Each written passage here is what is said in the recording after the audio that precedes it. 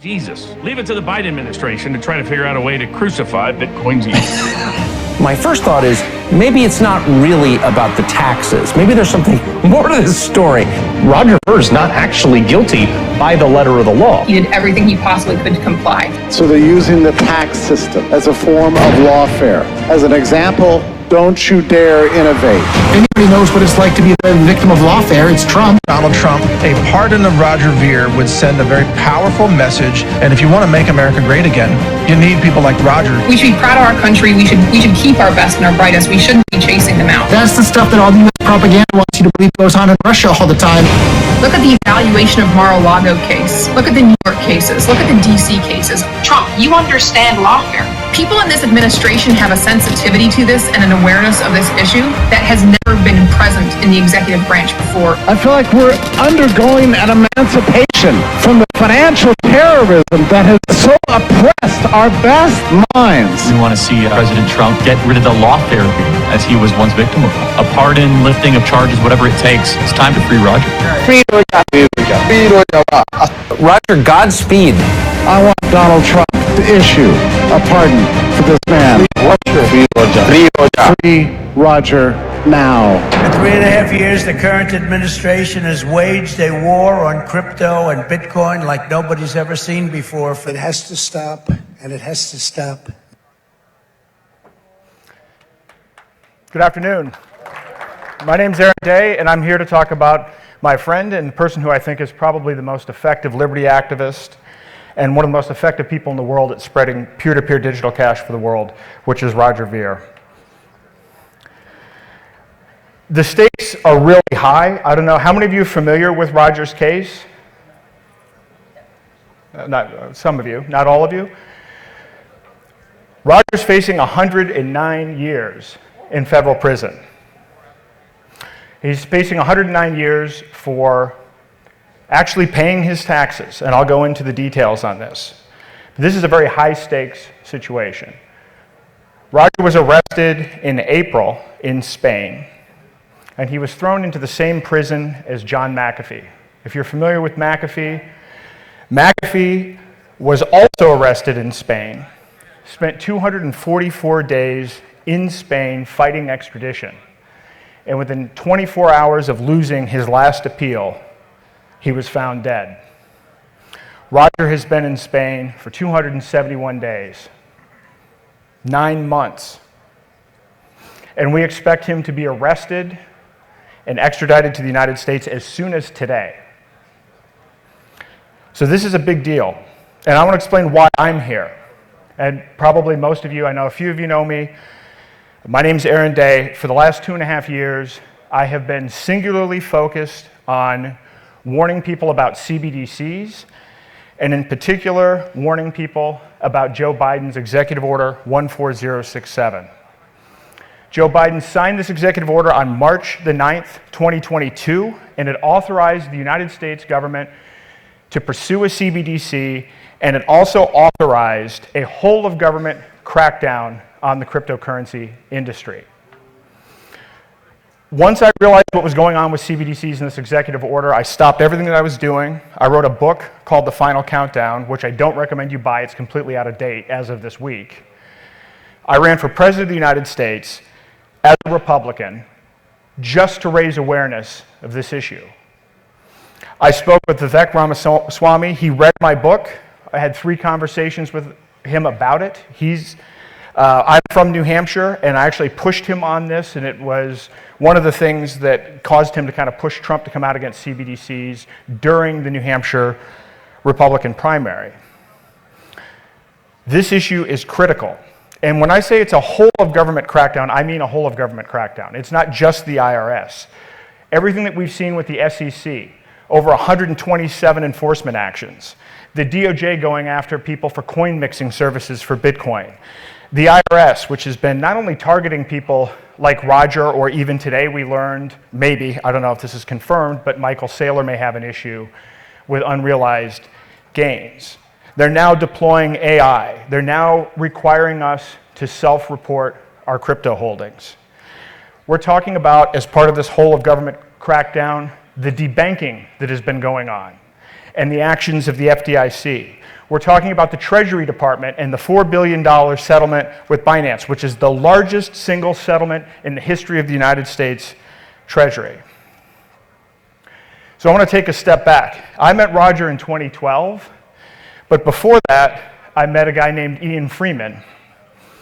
Ian Freeman, you may not be familiar with him. He is the co-host of a radio show called Free Talk Live. Ian is currently in federal prison for 8 years for selling Bitcoin without a license. The federal government sent in moles. They sent in people to work on entrapment. They were actually originally seeking 40 years. All Ian did was operate a Bitcoin ATMs, but because he was a vocal libertarian spokesman, he was targeted. And for years, the federal government spent money trying to set him up. Roger learned about Bitcoin in 2010 from Ian Freeman. So I asked Roger, when my wife and I went to Ian's sentencing hearing, to promote Ian's sentencing hearing. And Roger sent out the tweet, "The man who first told me about Bitcoin is about to be sentenced to federal prison for victimless crimes. If you're in New Hampshire, please show up in person and support him today." Well, we went to that hearing. It was very clear the DOJ was fabricating evidence. They were very selective with the evidence. He was sentenced to 8 years in federal prison. And I will say, this isn't about Ian, but I encourage you to visit freeiannow.org because Ian is appealing his case, and Ian has a hearing on February the 5th in Boston. But understand, this is somebody that sold Bitcoin, had an opinion letter from an attorney stating that it was legal to sell Bitcoin. This man committed no crime. There was very specific targeting because of his political beliefs. Roger is in the exact same position. Just 7 months after Ian was sentenced to prison for 8 years, Roger was arrested and thrown into, the same prison that John McAfee was in. And I want to give you a little timeline on Roger because this is all very politically motivated. Roger has been a libertarian for a long time. He ran for political office in Silicon Valley in California as a libertarian. He spoke out against the ATF for what they did murdering children at Waco. He spoke out against central banks. And he was arrested for selling fireworks without a license. These were fireworks through the mail. These were fireworks that other people were selling. Cabela's, the mail order catalog, also sold it. Roger's the only person in the United States ever to go to prison for selling this particular firework. It was because of his political beliefs. While he was in prison, he was emotionally tortured by the prison guards. And when he got out, he said, "I'm not safe in the United States. I need to go somewhere else." So he left. He moved to Japan, but he couldn't get official domicile anywhere, and then got involved in Bitcoin. He learned about Bitcoin in 2010, and if you're not aware, he earned the nickname Bitcoin Jesus. And he earned this nickname because he was the first retailer to take Bitcoin. He was the first investor in the Bitcoin ecosystem.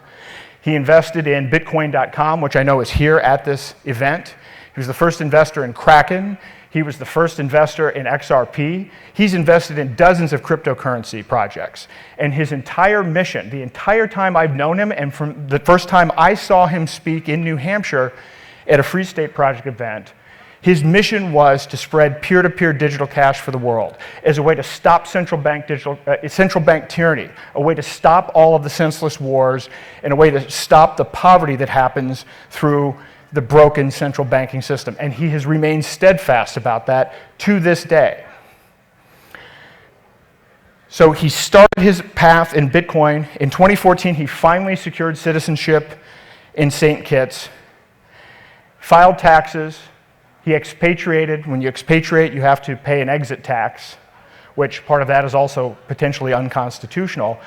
And then all of a sudden, he was targeted by the IRS. Now, Roger is a very smart man.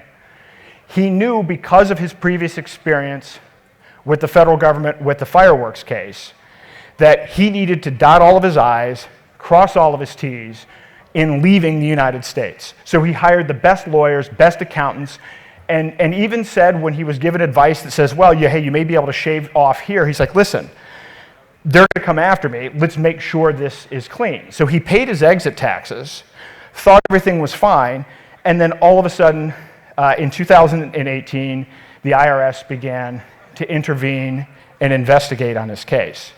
And when I say intervene and investigate, they sent armed IRS agents into his attorney's office and raided his confidential attorney-client documents, which, by the way, is a gross violation and one of the sacred rights that we have as American citizens. Nevertheless, the documents that they obtained illegally, unconstitutionally, actually showed that Roger was complying with the IRS. Now, several years actually elapse, and nothing is going on with this case. And you have to understand, these taxes go back to 2014.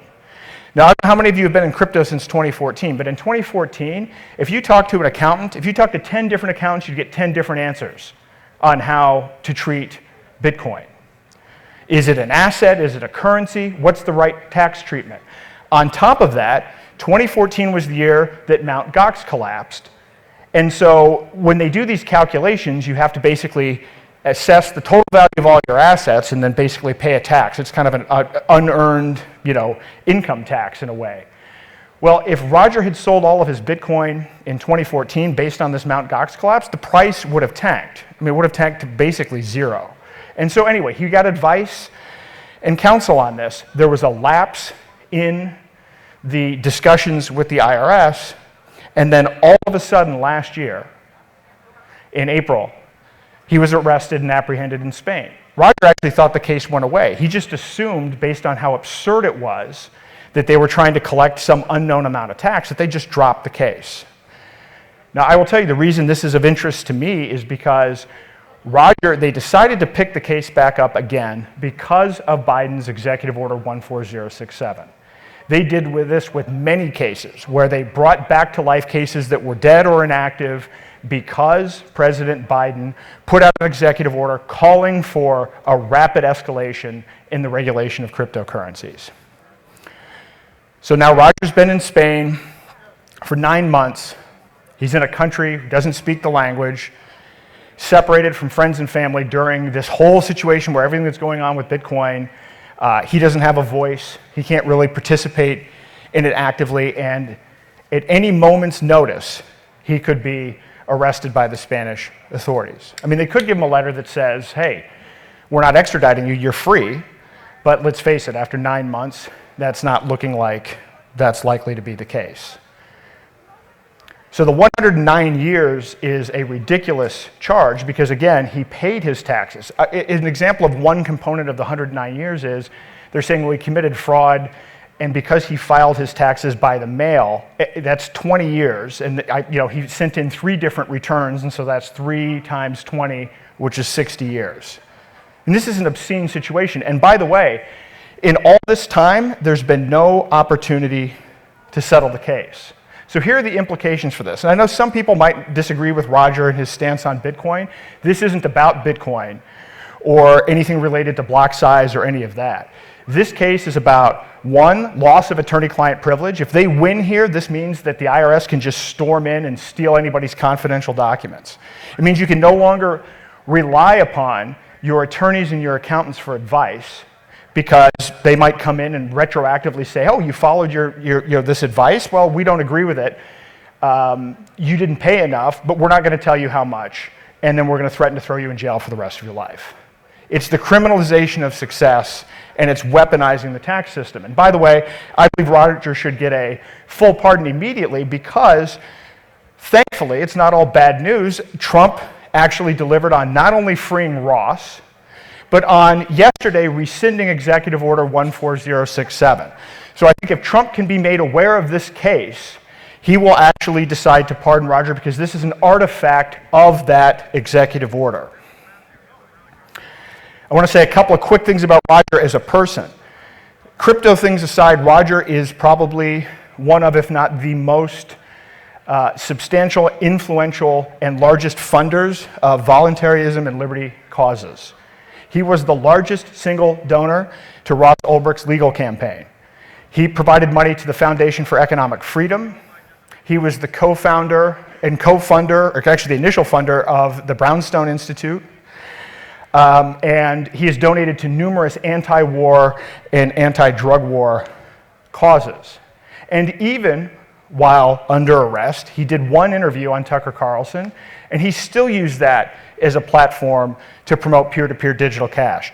He promoted how you could use Xano and Confidential Layer as a way to make Bitcoin, Ethereum, and Bitcoin Cash private, as a way to solve one of the problems that we have with Bitcoin today.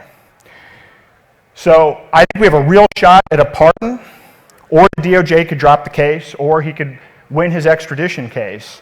And he has a hearing in LA on February the 3rd on a motion to dismiss the case. And what I'm asking you to do today is to help by going to freerogernow.org and filling out the open letter and sharing this information.